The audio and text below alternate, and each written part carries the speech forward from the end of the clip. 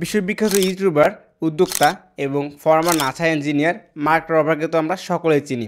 2023 সালের MIT একটা সিরিমনিতে তাকে ডাকা হয় এবং গ্রাজুয়েট ছাত্রদের উদ্দেশ্যে কিছু বলার জন্য একটা স্পিচ তাকে রেডি করা হয়। So in order to increase your chances of making the cut, I want to give you 3 pieces of advice based off my life experience. তিনি তার স্পিচে মোট 3টি লাইফ হ্যাক বলছেন, তার মধ্যে 2টি লাইফ হ্যাক আমি আপনাদেরকে বলে শোনাবো। সাধারণত এ সমস্ত ইউনিভার্সিটিতে অসাধারণ লোকদের ডাকা হয় যারা লাইফে অনেক সাকসেস এবং ভালো কিছু করার ট্রাই করেন।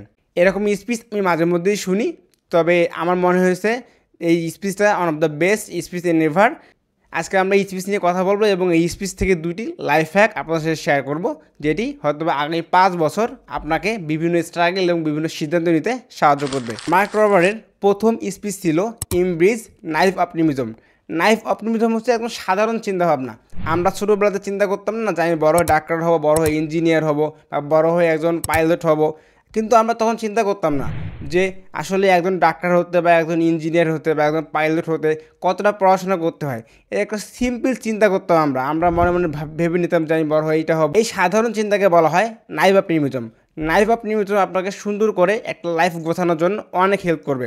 মার্ক রবার বলছে, আমরা যদি আমাদের লাইফে সেই ছোটোবেলার চিন্তাটাকে রাখতে পারি, অথবা আমরা নাইভ অপটিমিজমের সাথে কাজ করতে পারি।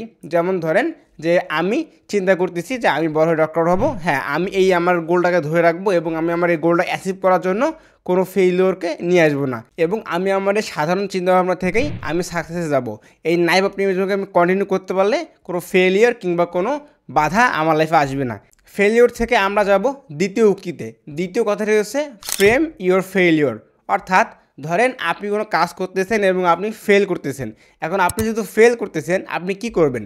এখন আপনি যদি আপনার ফেলিওরটাকে ধরে রাখেন তাহলে কিন্তু হবে না। মার্ক রবার বলছে যে আপনি আপনার ফেলিওরটাকে পিছনে রেখে আপনি নতুন কিছু নিয়ে কাজ করার চেষ্টা করবেন। যেমন মনে করেন আপনি আপনার ফেলিওরকে পিছনে রাখবেন এবং নতুন কোনো কিছু নিয়ে চেষ্টা করবেন, আপনি আপনার ফেলিওরকে কোনো গুরুত্বই দিবেন না। মার্ক রবার বলছে যে লাইফে সাকসেস হতে গেলে আমাদেরকে পজিটিভ নিয়ে চিন্তা করতে হবে। অর্থাৎ আমি একটা কাজ করতেছি কিংবা আমি কোনো প্রজেক্ট করতেছি, এই প্রজেক্টের মধ্যে কোনো এক্সকিউজ রাখা যাবে না। আমার সমস্যা হবে এবং সমস্যার সমাধানের জন্য যেটা করা লাগে আমি সেটা করব। এখন কথা হচ্ছে, যদি আপনি কোনো ফেইলিওর নিয়ে কাজ করেন তাহলে কি হবে? তাহলে কিন্তু আপনি কোনো সাকসেস যেতে পারবেন না। অর্থাৎ যে কোনো প্রজেক্ট, যে কোনো কাজ, যেমন শিক্ষা জীবন, আপনি যদি আপনার পরীক্ষা একটা ফেল করছেন, সেই ফেলে কথা ভেবে যদি আপনি সারা জীবন বসে থাকেন তাহলে কিন্তু হবে না। আপনাকে ফেলটাকে রিকভারি করে কীভাবে আপনি পরবর্তীতে কাজ করতে পারবেন, কীভাবে নেক্সট ক্লাস চাইতে পারবেন, এই চিন্তা করতে হবে। তো ফেইলিওরকে ফ্রেম না করে আপনাকে পজিটিভভাবে চিন্তা করতে হবে। এই বিষয়ে মার্ক রবারের একটা এক্সপেরিমেন্ট আছে। তিনি কিছু লোককে 2টা দলে ভাগ করে দেয় এবং প্রথম দলকে তিনি 200 পয়েন্ট দেয় এবং দ্বিতীয় দলকেও 200 পয়েন্ট দেয়। এখানে দেখা যায় যে প্রথম দল 200 পয়েন্ট পাওয়ার পর তারা কোনো কাজ না করে 200 পয়েন্ট রেখে দেয়, কিন্তু পরবর্তীতে দ্বিতীয় দল 200 পয়েন্টকে কাজে লাগায় এবং দেখা যায় তারা 35% প্রজেক্ট কমপ্লিট করতে পারে।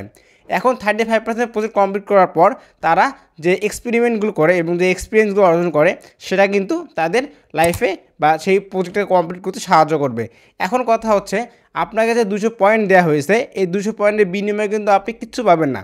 200 পয়েন্টের বিনিময়ে না টাকা পাবেন, না কোনো প্রজেক্ট পাবেন বা কিছু পাবেন। তো আপনারা এরা চিন্তা করেন যে আপনার কাছে যে সুযোগ সুবিধাটা আছে, আপনার কাছে যে ফেলিওরটা আছে, এটা যদি আপনি কাজে লাগান বা যদি আপনি রিকভারি করতে না পারেন তাহলে কিন্তু কখনোই সাকসেস হতে পারবেন না। তো মার্ক রবার্টের এই দ্বিতীয় উক্তি থেকে আমরা এটা শিখি যে জীবনে কোনো ফেলিওর বা কোনো কিছু যদি আসে তাহলে সেটাকে পিছনে ফেলে পজিটিভ দিক নিয়ে চিন্তা করা লাগবে। তো আমার মনে হয় one of the best ever speech in the first time. আমার খুব ভালো লাগছে, আমি যেহেতু মাঝে মধ্যে এই স্পিচগুলো শুনি। তো মার্ক রবার্টের এই স্পিচটা কে দেখছেন অবশ্যই জানাবেন, আর আমি কমেন্ট বক্সে দিয়ে দিব, আপনারা দেখে নেবেন। ধন্যবাদ।